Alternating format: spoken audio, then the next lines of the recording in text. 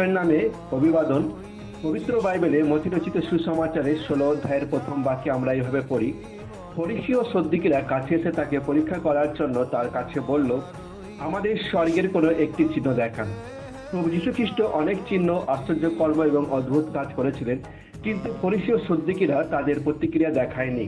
এই কারণে ঈশ্বরের ক্রোধ এমন লোকদের সমস্ত অবিশ্বাস এবং অন্যায়ের উপর স্বর্গ থেকে প্রকাশিত হয়, যারা সত্যকে অন্যায় দ্বারা চেপে রাখে।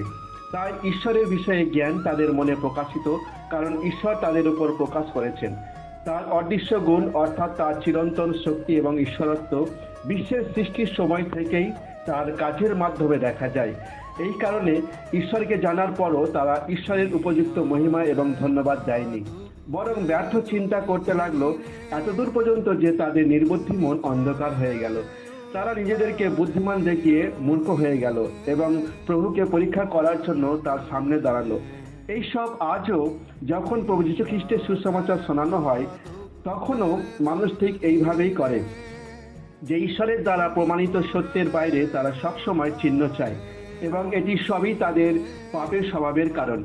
পাপ এবং তার ফল নরক থেকে মানুষকে বাঁচানোর জন্য প্রভু যীশু খ্রিস্ট তিনি শরীরে রূপে এই পৃথিবীতে এসেছিলেন, ক্রুশে বলিদান দিয়েছিলেন এবং মৃতদের মধ্যে তৃতীয় দিনে জীবিত হয়ে প্রত্যেক সেই ব্যক্তিকে যে তার উপর বিশ্বাস রাখে তাকে উদ্ধারের সুযোগ তিনি দিয়েছেন।